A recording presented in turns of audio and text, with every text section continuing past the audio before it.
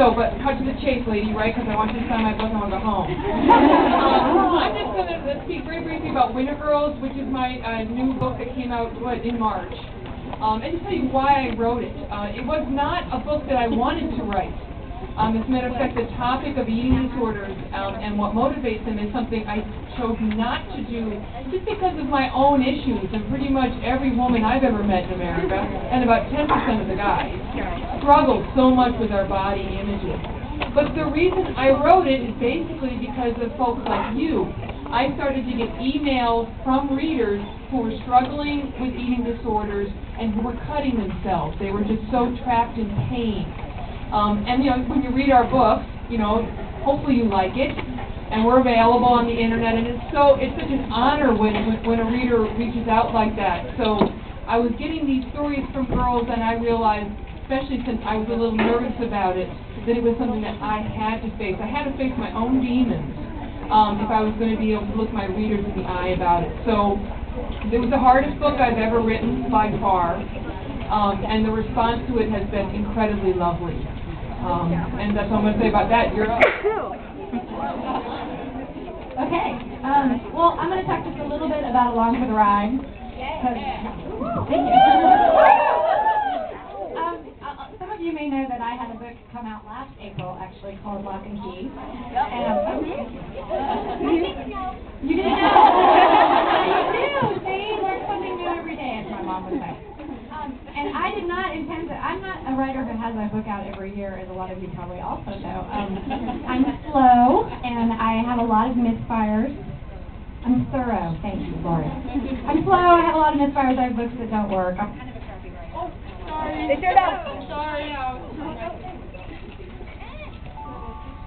Can you hear me? Yeah. It's me. I like short circuit things. There's too much energy. Anyway, so I had Lock and Key come out, and that was great. And then I had a baby, and I was just planning to stay home with my baby, and nobody was expecting anything from me other than being a mom, which is the hardest job in the world. So it's not like that wasn't a lot of expectations, as moms who are here can attest. But as I was home with my baby, I was up in the middle of the night with her a lot, looking outside, and I would see lights on in my neighborhood and wonder who else was up at 2 o'clock or 3 o'clock or 4 o'clock in the morning and why. And this idea just started to kind of bubble up in my head about a girl who couldn't sleep and the world of night versus the world of day and how it changes things. So that was one thing that happened. And then my husband was also really into bicycles at the time, and he built this row of bike jumps in our backyard.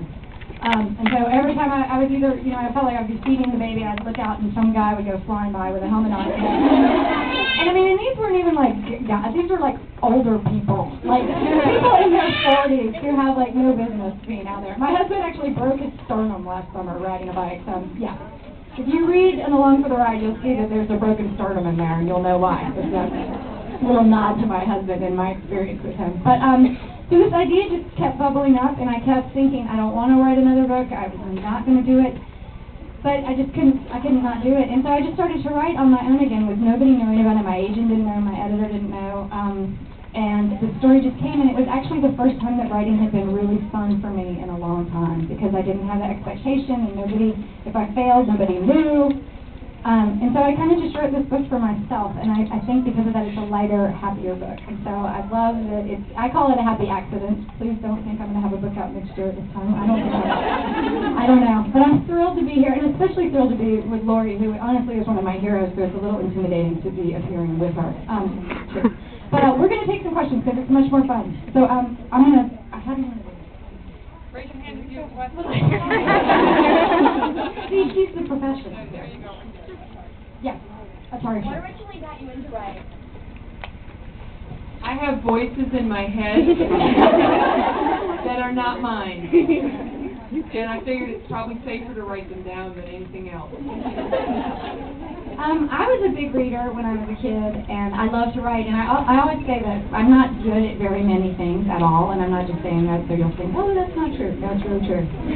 Not good at very many things, but I always was good at telling stories. And when I was little, it was always like, you exaggerate or you lie, stop lying. So I was able to take that ability to, I always just had a wild imagination, and so that's kind of how it started. But I didn't start to take myself seriously as a writer until I was in college and somebody else did. I think sometimes it's so scary to think of yourself as a writer that it often takes a teacher, or in my case a professor, to say, you're good at this and you should pursue it. Yes?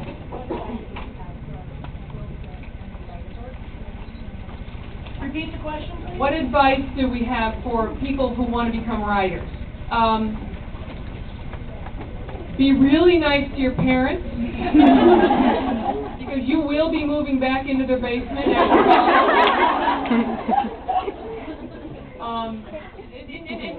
if you want to write, I mean, then I feel that you are not given that passion and that desire without being given the seeds of talent. So if you have that dream, you have the ability to fulfill that dream, but you need to know that you have to apply a lot of craft and work. So I think my advice more than anything is to be very patient with yourself and gentle with yourself, because this is going to take probably a long time, and so just have fun with it. My other advice for writers is to turn off the television set. Because you can't, Sarah's not going to tell you this, because Sarah likes television. I can't wait to hear what she says. But seriously, I hear a lot of people who want to write, but say, oh, I don't have any time. And so I have this really nasty thing I do to them. I say, what did you think about the new person on American Idol? And I only know about this because I read Sarah's blog. And then that person generally says, oh my God, can you believe it? And I try to say gently, if the writing is really, really important to you at this point in your life, turn the television off and you will have all the time you need. So. Well, yeah, I watch TV. I do. But I would think, like, the best advice when I was teaching creative writing at UNC, I always give a shout out to my university. I always said the number one thing is read, because really you learn more from reading than anything else. How to handle certain things. You can read books on how to write, and you can take writing classes and go to writing workshops, and those are all very helpful. But I really think at the bottom line is the more you read, the more you're going to learn about writing. And then also, I agree with what Laurie said about being gentle with yourself. Really, your opinion of your work is the most important. And what people often think, it's such a struggle when you're trying to write, and you're trying to write for yourself, but then it also matters what other people think.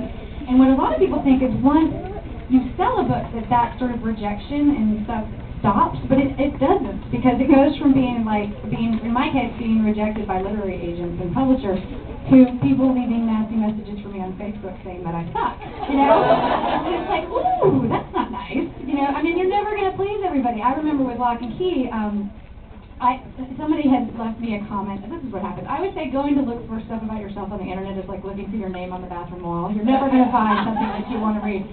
But somebody had left a comment somewhere saying, all your books are exactly the same, and you need to do something different. So with Lock and Key, I tried to do something different. Then the book came out, and all these people left me messages saying, it's not like the other ones, you know, it's too different.